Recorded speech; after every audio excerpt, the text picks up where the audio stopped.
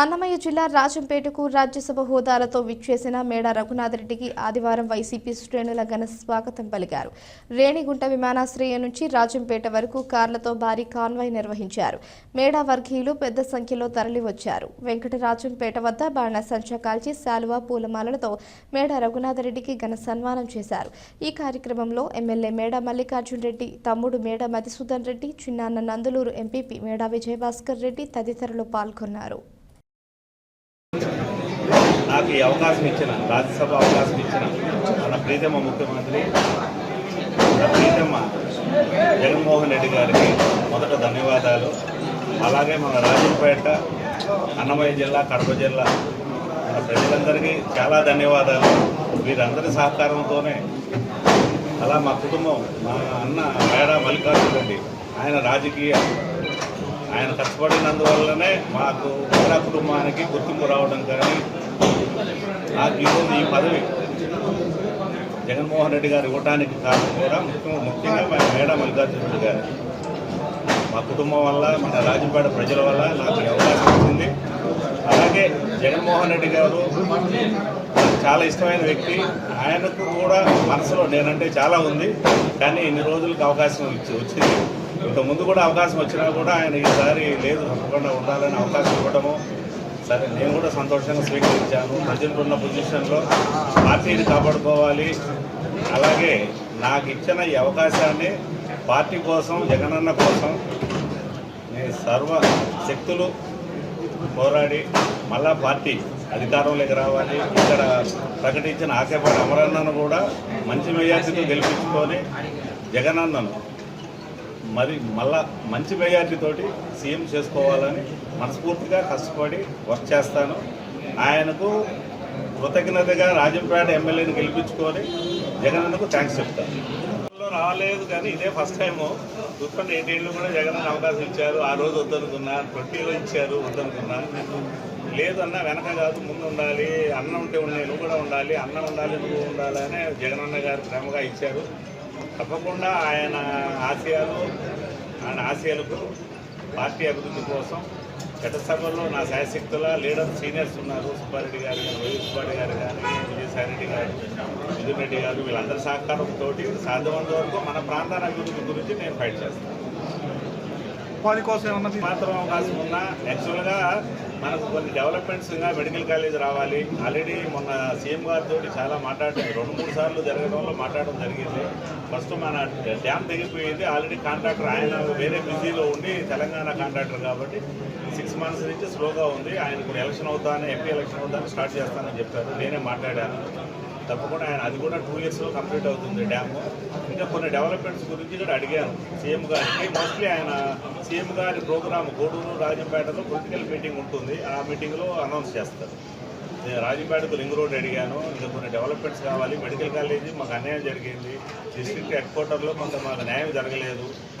అంటే ఆ రోజు కూడా నేను మీకు అందరికీ తెలుసో లేదో నేను గట్టిగా ఫైట్ చేసింది నేనే అక్కడ. ఆ రోజు సీఎం గారి దగ్గరికి నేను చాలా ఫైట్ చేశాను.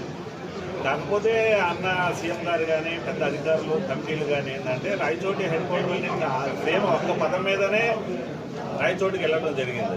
కానీ మొదటి నుంచి నేను చాలా బ్రిటిష్ హయాం నుంచి సబ్ డివిజన్ ఉంది, ఇక్కడే ఇవ్వాలి అని నేను చాలా ఫైట్ చేశాను. కానీ నా ఒక్క సీట్ సరిపోలేదు. కానీ దాని సూటబుల్గా మీకు అభివృద్ధి చేస్తానన్నా ఎలాంటి ఇబ్బంది జరగదు.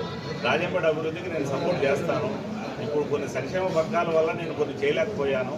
తప్పకుండా మీకు రాజంపేటకు మీరు అడిగినట్టు నేను హెల్ప్ చేస్తాను అని ఆయన మాట్లాడడం జరిగింది. నెక్స్ట్ వారే సీఎం గారే కొన్ని అనౌన్స్ చేస్తారు. అందుకే వారి దృష్టితో చెప్పి వారితో చెప్పించాలని ఉద్దేశంతో ఉన్నాం. అది ఎంపీ గారు నేను మాట్లాడుకున్నాం, మిథున్ రెడ్డి గారు. తప్పకుండా రాజంపేటకు భవిష్యత్తు నెక్స్ట్ 5 ఇయర్స్ మేము ఏం చేసామో చెప్పి చూపిస్తాం. మీరు ఎంతమంది ఉన్నారు కదా, మీరే అడగచ్చు. మీరు ఏం చేశారు 5 ఏళ్ళని నన్ను అడగచ్చు. కార్యక్రమాల విషయంలో డెఫినెట్గా నా శాయశక్తుల, నా స్వార్థానికి వాడుకోకుండా శాయశక్తుల మొట్టమొదటి మన టెంపుల్స్ నాకు చాలా అవగాహన ఉన్నాయి, చాలా విషయాలు చేయాలి మన ప్రాంతానికని. అజంపేటకే కాదు, అటు కడప సైడ్ కానీ, ఇటు తోటూరు సైడ్ కానీ అంతా మన ప్రాంతమే. నేను రోజు చిన్నప్పటి నుంచి ఇక్కడ తిరిగిన ప్రాంతమే. మొట్టమొదటి కోదండరామ స్వామి దేవాలయానికి కానీ, ఇక్కడ అన్నమయ్య పుట్టిన ప్రాంతానికి కానీ, మన సోమనాథ స్వామి టెంపుల్, ఆ టెంపుల్ టీడీలో చేరాలని చాలా ప్రయత్నం చేశాను. అవకాశం వచ్చింది. ఇంకా డెవలప్మెంట్ విషయంలో కాన్సన్ట్రేట్ చేస్తాం. అలానే ఇరిగేషన్ ప్రాజెక్ట్స్, టీఎన్ఎస్ఎస్, యాక్చువల్గా అది నా కళ. 20 years నుంచి నా కళ. అది రాజశేఖర రెడ్డి గారు ఉన్నప్పటి నుంచి నేను అది చేయించాలని వెనక వర్క్ చేస్తున్నా. కానీ ఈరోజు మనకు రాజకీయంగా నాకు అవకాశం వచ్చి నేను కూడా ముందుండే అవకాశం ఉంది కాబట్టి ఇన్ని రోజులు వెనకే ఉండి చేస్తూ వచ్చా చాలా విషయాలు.